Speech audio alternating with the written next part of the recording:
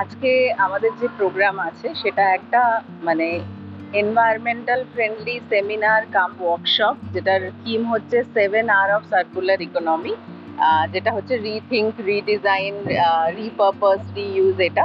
এবং অ্যাকচুয়ালি এটা একটা মানে সেমিনার বা ওয়ার্কশপের সাথে সাথে একটা অ্যাওয়ারনেস ইনিশিয়েটিভও, যেখানে মানে এনসিসি ক্যাডেটদেরকে এই বিভিন্ন ব্যাপারগুলো সম্পর্কে অ্যাওয়্যার করা হচ্ছে। যেখানে একটা এক্সিবিশনও হচ্ছে, যেখানে এনসিসি ক্যাডেটরা ওয়েস্ট মেটেরিয়াল দিয়ে বিভিন্ন মডেল তৈরি করেছে, যাতে রিইউজ, রিসাইকেল এই ব্যাপারগুলোতে সমাজকে মোটিভেট করা যায়। এবং এই ইনিশিয়েটিভটা নিয়েছে West Bengal and Sikkim directorate, আর অর্গানাইজ করছে আমাদের টু বেঙ্গল ব্যাটালিয়ন এনসিসি কোলবি। এবং এটার মানে আমাদের এনসিসি ক্যাডেটদের সাথে সাথে এখানে NCC officer, NO, PI staff সবাই আছে।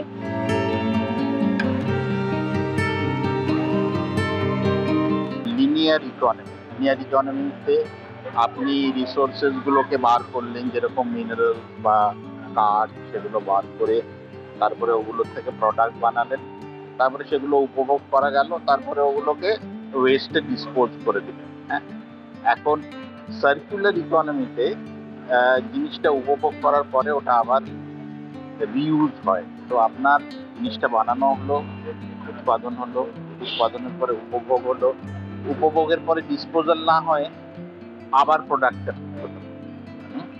সেই এই যে একটা সার্কেল হয়ে যাচ্ছে, যে উৎপাদন উপভোগ, উৎপাদন উপভোগ, উৎপাদন, এই জিনিসটাকে প্রমোট করলে এটা অবভিয়াসলি এনভায়রনমেন্টের জন্য ভালো হবে।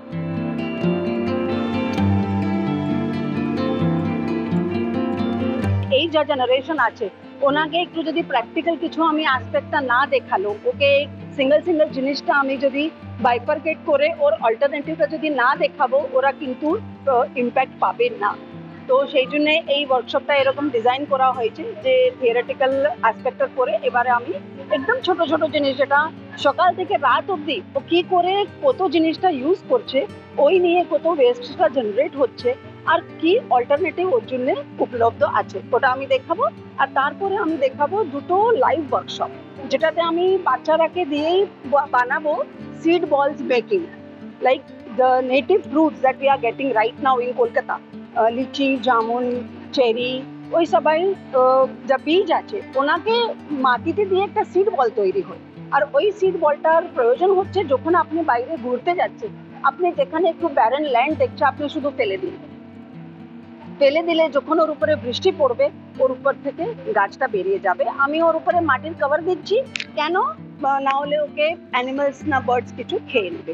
ওটা একটা ওয়ার্কশপ আমরা করবো। আর একটা ওয়ার্কশপ করছি ইকো ব্রিক্স মেকিং, যেটা প্লাস্টিক প্যাট বটলের নো ওয়েস্ট বটলের মধ্যে টিডবিটস অফ প্লাস্টিক যেটা রিসাইকেল হয় না, ওর ভিতরে ঢুকিয়ে দিয়ে একটা ব্রিকের মতন তৈরি হয়ে যাচ্ছে। আর ওই ব্রিক যা রেডি হচ্ছে, ওই নিয়ে আমি নানা প্রকারের বিভিন্ন জিনিসটা আমি বানাতে পারছি।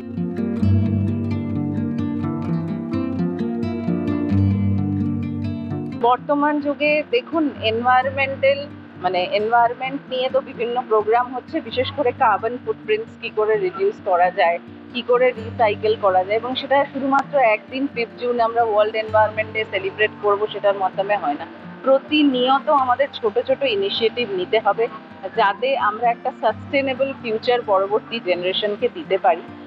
তার কারণ হচ্ছে যে আমাদের যেভাবে ডিফরেস্টেশন হচ্ছে, যেভাবে গ্লোবাল ওয়ার্মিং হচ্ছে, আর যেভাবে আমাদের এনভায়রনমেন্ট এফেক্টেড হচ্ছে, সেই হিসেবে কিন্তু গাছ লাগানো বা এনভায়রনমেন্টের কেয়ার সেভাবে হচ্ছে না।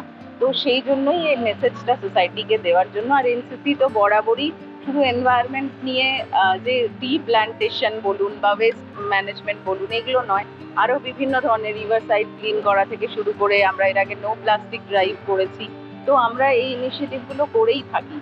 এনসিসি ক্যাডেটরা এটাতে খুব মানে বেশি অ্যামাউন্টে পার্টিসিপেট করে, যাতে তাদের পার্টিসিপেশন লোকাল পপুলারকে অনেক বেশি ইন্সপায়ার্ড করে এই সাস্টেনেবল হ্যাবিটগুলো গ্রো করতে, যাতে আমরা একটা পরবর্তীকালে যে এটা একটা মানে শুধুমাত্র প্র্যাকটিস নয়, এটা একটা ওয়ে অফ লাইফ হয়ে যায়, বিকজ মানে we belongs to the earth.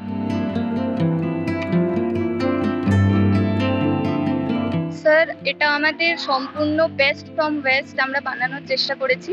যেরকম ফার্স্টের দিকেই স্যার আমাদের বিভিন্ন ধরনের কার্ডবোর্ড ইউজ করা হয়েছে, পেন্সিল স্ট্যান্ড বানানোর জন্য বটলের ইউজ করা হয়েছে এবং বিভিন্ন ধরনের আপনার কাচের বোতল ইউজ করে তার উপরে ডিজাইন করা হয়েছে বিভিন্ন ধরনের। আইসক্রিম স্টিক্সের ব্যবহার করা হয়েছে, বিভিন্ন ধরনের মাটির জিনিস বানানো হয়েছে, বাংলার যে ঐতিহ্য সেইটাকে ফুটিয়ে তোলার চেষ্টা করা হয়েছে স্যার। এটা আমাদের একটা বড় অপরচুনিটি দেওয়া হয়েছে আমাদের ক্রাফট আইডিয়াসগুলো রিপ্রেজেন্ট করার জন্য আর আমাদের ক্রিয়েটিভিটিটাকে দেখানোর জন্য। এটাতে বেসিক্যালি এইটাতে আমরা যতটা পেরেছি ওয়েস্ট মেটেরিয়াল ব্যবহার করেছি, কিছু এক্সপেন্ডিচার কেনা হয়েছে বাইরে থেকে তত, কিন্তু এটাকে ক্রিয়েটিভ বানানোর জন্য, ডেকোরেট করার জন্য আমরা আমাদের বেস্ট দিয়েছি এটাতে। আর এগুলো মোটামুটি সবাই টু বেঙ্গল ব্যাটালিয়ন থেকে বানিয়েছে, তো এটা আমাদের একটা বড় অপরচুনিটি ছিল এখানে এত বড় একটা জায়গায় এটাকে শো করার। চিরঞ্জিতের রিপোর্ট, এস নিউজ।